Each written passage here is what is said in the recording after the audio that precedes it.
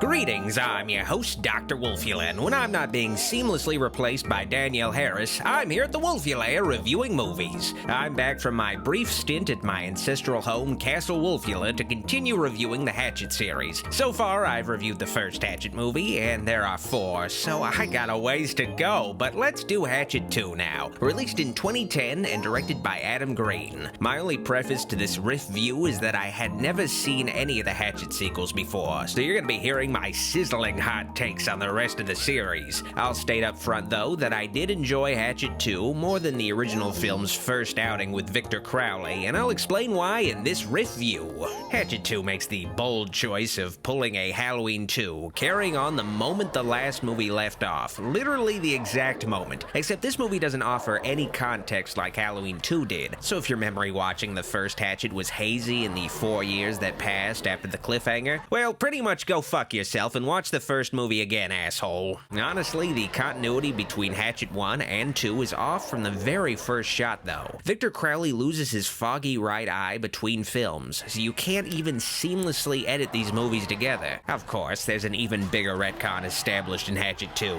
Mary Beth, the sorta protagonist of the first movie, was recast, Tamara Feldman being replaced by Danielle Harris because Feldman supposedly asked for too much money. But luckily, Danielle Harris has decades of experience being paid like shit by horror movie productions. She's used to getting jerked around for her paycheck. I'll never complain about Jamie Lee Curtis looking different in Halloween 2 again. Anyway, Mary Beth is rescued by Jack Cracker, the crazy old man who lives in the swamp and drinks his own piss, played by the late John Carl Buechler. Let me guess.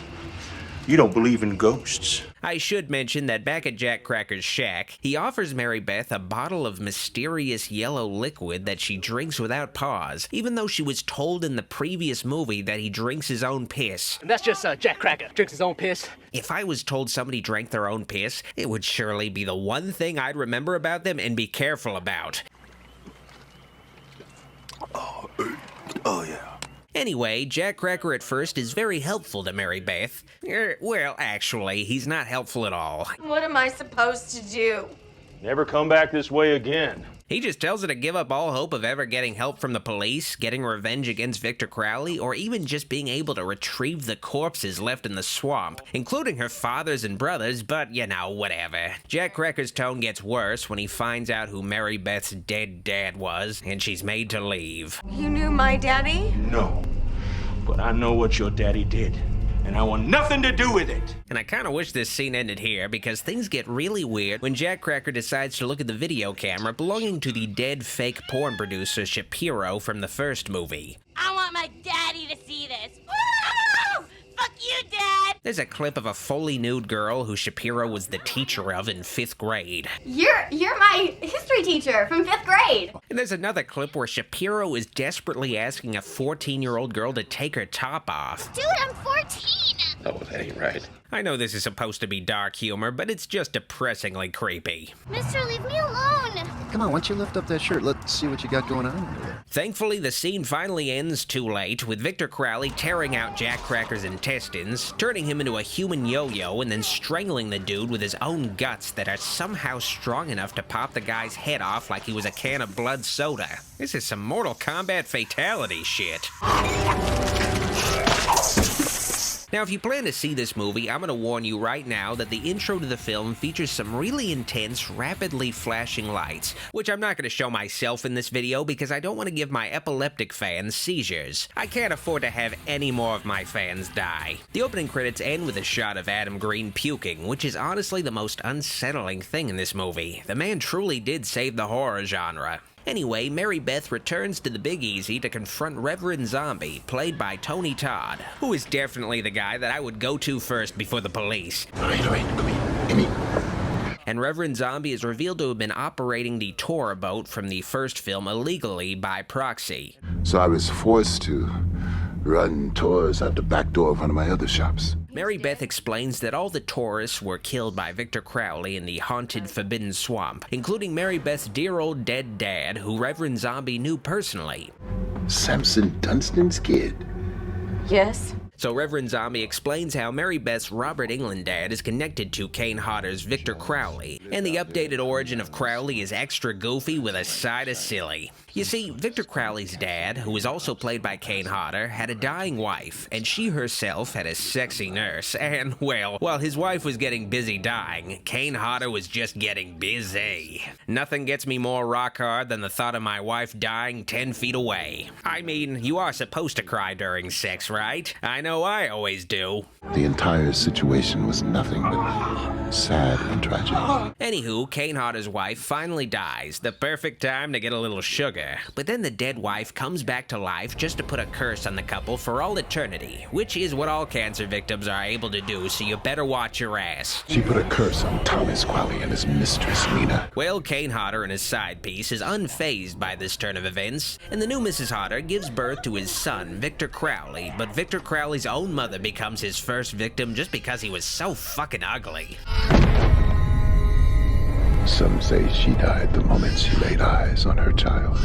This is what happens when Kane Hodder decides to get laid. Anyway, some kids burn Victor Crowley in his shack, yada yada yada, and Kane Hodder kills his own son accidentally. It's revealed though, and this is the actually important bit of info that affects the plot. Mary Beth's dad, Samson Dunstan, was one of the boys that was responsible for Victor Crowley's death, and Kane Hodder confronts the Dunstan household with a shotgun, and I'm kinda surprised the police weren't called. You killed my son.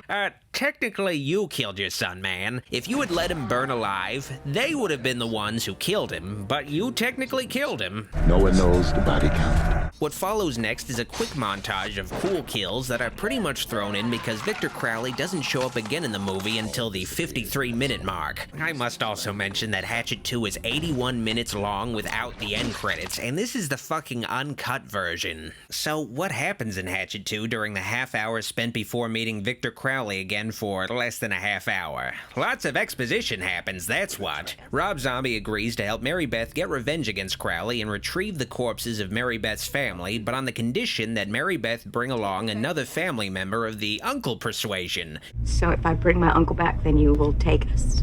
That's what I said. Which isn't suspicious at all. Mary Beth's uncle is played by Tom Holland, not that kid who's in those shitty Spider-Man movies. The Tom Holland who directed Child's Play and Fright Night. He's full of horseshit. Tom Holland acting in this movie is kinda weird because he hasn't acted in a movie since Psycho 2 in 1983. But I guess in retrospect, having Tom Holland in your cast has probably led a lot of Marvel movie fans to watch Hatchet 2, only to witness true acting instead. Over my dead body, or you going to that goddamn swamp? Now you listen to me, young lady. Well, Uncle Bob is initially hesitant allowing Mary Beth to return to the swamp she almost died in the previous night, insisting they, you know, just go to the police, but Uncle Bob relents and decides to come along on the trip where he'll very obviously be brutally murdered. Please, Uncle Bob. All right, I'll be back in an hour. The next scene is a gathering of hunters at Rob Zombie's voodoo shop, and you might be confused why that fake Cajun Asian dude who was killed in the last movie is still alive. Well, this is the twin brother of that dead guy, who is exactly the same, so it's like that guy never died at all. It was absolutely inconsequential. Bonjour, monsieur. Welcome to the House of Voodoo. Among the hunters in this scene is a biker-looking dude, Trent Graves, played by R.A. Mieloff, the actor who played Leatherface in Texas Chainsaw Massacre 3. Incidentally, Kane Hodder also did the stunts on Texas Chainsaw Massacre 3, but more on this character later. Drop the phony accent, asshole. I ain't no goddamn tourist. This meeting that Rob Zombie has with the hunters is just frivolous, though. It's only 9 minutes, but it feels like it goes on for 20, and it takes forever to just get to the point. Hey, man, what's the deal with the cookies? Is it just like one each, or can we get some more, or what's up? Derailing things with a cookie bit that feels like it's straight out of a CBS sitcom. Milk for cookies, man. Milk. I do like the reference to Behind the Mask, The Rise of Leslie Vernon, though. When I was 8, I lived in this town called Glen Echo. Our ghost story's about this man named Leslie Vernon. But that seems to imply that Victor Crowley is also probably just a thespian pretending to be a deformed serial killer. What are we hunting? Victor Crowley. The actual point of this scene, though, is once the hunters know they have to take down Victor Crowley, a lot of them hightail it out of there, even Lloyd Kaufman, but the one guy that can't leave for some suspicious reason is Trent. Rob Zombie really needs that guy to be in the swamp too, along with Uncle Bob. Curiouser and curiouser. Anything bad goes down, we leave. All that really matters ultimately is that Rob Zombie assembles a task force unafraid of death who must face off against an unkillable force. They're a suicide squad, if you will. Night falls once the group actually arrives at their destination, which is a sign that they probably should have waited a day and done this first thing in the morning with some planning ahead of time instead of just, you know, doing all this on the fly, trying to find a shack in the woods at night. How much further to the house? What house? I'm not exactly sure. This all looks the same to me. Now you might be thinking, oh wow, all these hunters team up against one killer. That's pretty interesting, and the killer will likely face a serious challenge. This sequel will be really different from the first movie. But, not really. After 4 minutes, the hunters all split up, mostly just hanging out in isolated locations with their backs against the woods where somebody easily could jump them. You know, I do admire Adam Green, but his writing in this film makes the writing in an actual Friday the 13th movie seem layered and complex in comparison. So, you supposed to stand around here all night? Even though Crowley is up against armed men and women aware that he's in the woods, they prove to be about the same level of challenge to him as the characters in Hatchet, maybe even less of a challenge. I see him. Shut the fuck up. The first death is a subversion. Victor just hatchet whips the dude until his face looks like someone's toilet after going to Arby's. Then Crowley kills the other schmo who attempts to flee in the boat, shredding the guy's head up until it looks like what's left after eating a plate of ribs. Man, I am really hungry right now. Then there's the dude paired with the woman he's had an on-again, off-again relationship with. The movie goes into some detail about how she's actually a capable hunter, but she's only here so the movie can have a sex scene because nothing gets a chick hornier than knowing for a fact that there's a deranged killer lurking in the woods, just waiting to hear some moans, knowing there are some people getting their fuck on in his swamp. So anyway, there's a highly uncomfortable sex scene, of course, but the warm goo that lands on this chick's back isn't the kind she was expecting. But that doesn't stop her from getting a few more thrusts in where she can. The guy could really use some head right now, though. So it goes without saying that Victor Crowley stabs this woman in the taint with his hatchet. He's gonna need to clean that thing when he's done. She was probably filled with dead guy jizz. Victor Crowley should be warned, though. She's a squirter. The last pair of jackasses that get killed in the woods are Rick McCallum, producer of the Star Wars prequels, and a guy who makes me feel like he's doing an impression of Sinbad in Jingle All the Way. Hey man, I got an idea. Why don't we all just split up? Hey, better yet, let's just go skinny dipping. The duo winds up confronted by Crowley, wielding an improbably large chainsaw. It seems like Victor is overcompensating for something. So it goes without saying again that Victor Crowley saws these dudes' balls off. In their taint. He's probably gonna need to clean that thing when he's done. Honestly, they were asking for it standing single file like that. Who does that? Now they look like Joe Pesci in that one episode of Tales from the Crypt. Alright, let's just talk about the finale already. Man, this was a short video. The main group, led by Rob Zombie, discovers Crowley's shack, but all the bodies seem to have vanished. That doesn't matter though. The Cajun Asian discovers the real reason Zombie organized this trip. What did he say to you? I heard him say something about those two. Supposedly, if Victor Crowley's ghost finally kills the 3 kids responsible for his death, his spirit can finally rest and the curse of the swamp will be lifted, allowing Zombie to continue doing business in the area. He seems to think that Trent and that guy with you, your uncle? Mary Beth's dad was just one of the kids that burned Crowley. The other 2 are Uncle Bob and Trent. And after Victor returns to his shack to have his way with the Cajun Asian's brains via belt sander, his attention switches to Trent. Kane Hodder and R.A. Meeloff release some of their old tensions from the set of Texas Chainsaw Massacre 3. It's like he's cracking open a bottle of champagne. Savage as fuck! Victor finally faces off against his one true nemesis, Uncle Bob, who surely will put up quite the challenge on his own. Or not. Swamp is mine. You're a murderer! After stating the obvious, Mary Beth reveals her ace in the hole. Uncle Bob was just her dad's best friend, not her real uncle. Bob was my daddy's best friend. Mary Beth's real dad died of cancer, and probably also cursed a swamp or something too. My daddy's brother died from leukemia when I was 12. Which means it's Candyman versus not Jason Voorhees. Place your bets. Who will win? Alright, definitely not that guy. Certainly not that guy. Dear Lord.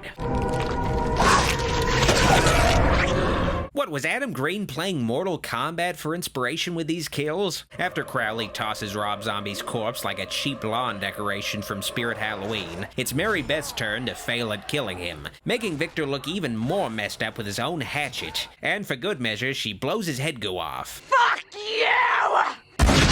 And that's it. Yeah, these movies really like to end abruptly. Hatchet 2 is a cookie-cutter sequel, but there are some better kills in it than the first, and I appreciate having a lot more Tony Todd in it, even if he isn't used to his fullest ability, and I also like Danielle Harris as Mary Beth. The sequel gets the job done as a straightforward, no-frills slasher movie. I give Hatchet 2 a Kane Hodder stabbing a woman in the vagina out of Kane Hodder stabbing a woman in the vagina. I'll be starting work on October soon, so I may or may not put RiffViews of the next two Hatchet sequels on hold. We'll see how I do timeline-wise, I guess.